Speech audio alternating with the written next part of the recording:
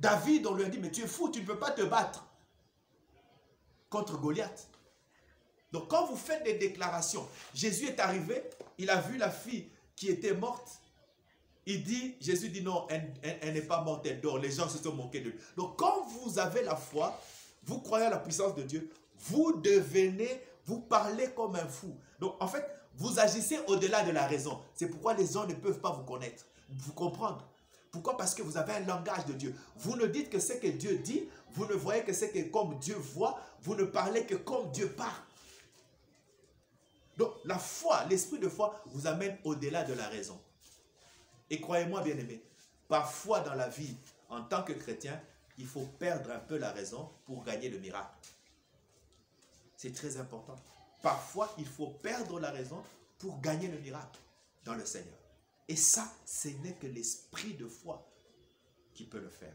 Je prie que cet esprit-là tombe sur vous maintenant au nom de Jésus. Que le Saint-Esprit vous baptise de cet esprit de foi qui était dans Josué et Caleb, qui ont dit non, nous allons nous emparer de ce territoire. Même si ce sont les géants qui l'occupent, mais nous allons nous emparer parce que Dieu nous l'a donné. Ça, c'est l'esprit de foi qui ne voit pas des obstacles, qui ne voit que la capacité et la puissance de Dieu. Je ne sais pas, bien-aimé, devant quel défi vous êtes. Ne regardez pas à la grandeur, à la taille du défi. Mais concentrez-vous sur la puissance de Dieu, sur la capacité de Dieu. L'esprit de foi ne vous fait pas voir la grandeur du défi, ne vous fait pas voir la grandeur des obstacles, des difficultés. Mais l'esprit de foi vous focalise sur la puissance de Dieu, sur la capacité de Dieu, sur la parole de Dieu. Et là, vous commencez à parler comme Dieu parle. Vous voyez les choses comme Dieu voit. Et vous agissez comme Dieu le veut. Et c'est là que vous produisez le miracle. Ne soyez pas toujours cartésien, bien-aimé. L'esprit de foi agit au-delà de la raison. Au-delà de la raison. Élie a dit à Akab, il n'y aura ni pluie ni rosée sinon ma parole. Waouh! Quelle déclaration de foi.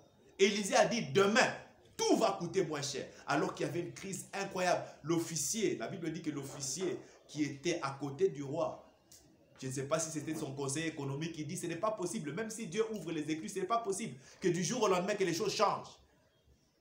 Il a dit, tu le verras, mais tu ne jouiras pas de ça. C'est pourquoi je dis à certains, ce pays va changer, ce pays sera restauré, ce pays sera développé. Si tu ne crois pas, tu ne vivras pas ça. Dieu est capable de tout. Dieu est capable de changer du jour au lendemain. Et ta vie aussi, je déclare qu'elle va changer au nom de Jésus. Je déclare que Dieu va changer ta condition au nom de Jésus-Christ. Je déclare que tu vas quitter d'en bas, tu vas aller vers le haut au nom de Jésus. Tu ne seras plus la queue, mais la tête au nom de Jésus. Je déclare que tu vas te marier au nom de Jésus. Je déclare que tu vas trouver du travail au nom de Jésus. Je déclare que ta santé sera restaurée au nom de Jésus-Christ. Je ne sais pas quel est ton état maintenant, mais demain, tu peux te lever. Cette paralysie peut s'arrêter au nom de Jésus-Christ.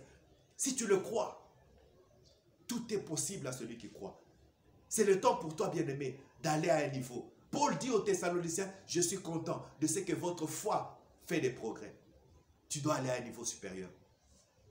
Tu dois aller au niveau où l'esprit de foi te remplit. Où tes pensées sont intoxiquées par la parole de Dieu. Et tu es capable de faire des déclarations audacieuses. Bien-aimé dans le Seigneur, la victoire est à ta portée. La délivrance est à ta portée. Le miracle est proche de toi. Mais il faut que tu libères ta foi. C'est ta foi qui va produire le témoignage de ta vie. C'est ce que la Bible dit dans Hébreux chapitre 11, verset 2. Il dit, les anciens, pour l'avoir possédé, ils ont eu des grands témoignages. C'est le temps pour toi, bien-aimé, de vivre les promesses de Dieu. Mais tu ne peux vivre ces promesses que lorsque ta foi est libérée. C'est pourquoi je prie ce matin que ta foi soit libérée au nom de Jésus-Christ. Je prie ce matin que ta foi agisse au nom de Jésus-Christ et que tu passes à un niveau supérieur. Je voudrais que tu commences à bénir le Seigneur. Dis-lui merci Seigneur. Merci pour ta fidélité, ta grâce. Merci pour ton amour. Seigneur, viens au secours de ma foi. Ce n'est pas mauvais de le dire. Dis, Seigneur, viens au secours de ma foi. Oui, Dieu, aide-moi à libérer ma foi. La Bible dit que tu es plus que vainqueur. Mais c'est ta foi qui manifeste cette victoire. Gloire soit rendue à Dieu qui nous fait toujours triompher en Christ. Si tu es en Christ, tu dois triompher de ces défis qui est devant toi. C'est quoi? C'est la stérilité? C'est la maladie? C'est le chômage? Quel est le défi qui est devant toi? Mais sache que tu es plus que vainqueur en Jésus-Christ. Mais ta foi. Et la foi, juste, c'est celle qui est fondée sur la parole de Dieu. Quelle est la promesse à laquelle tu t'accroches? Quelle est la promesse que ta foi tient? Tu dois trouver dans les Écritures une parole que ta foi va te dire jusqu'à ce qu'elle s'accomplisse dans ta vie. Seigneur, merci pour ce matin. Merci Dieu pour ta parole. Laisse que, ô Dieu éternel, mon frère et ma soeur qui a reçu ta parole ce matin, la garde dans son cœur. Qu'il tienne cette parole. Que sa foi soit vivante jusqu'à ce que ta promesse s'accomplisse dans sa vie. Merci pour la victoire que tu accordes à mon frère et à ma soeur. Merci parce que je sais que sa foi va changer sa condition au nom de Jésus-Christ. Et que le triomphe sera son partage. Merci pour ta fidélité et ta grâce. Au nom de Jésus-Christ, nous avons ainsi prié. Amen. Que Dieu vous bénisse, bien-aimés. Que la grâce de Dieu soit avec vous. Que Dieu t'aide à grandir dans ta foi et à avoir des victoires réelles dans ta vie et à triompher de tous les défis. J'ai foi que cette semaine, Dieu va te donner un témoignage. J'ai foi. Voilà pourquoi je te demande, bien-aimé, de rester connecté à nos programmes.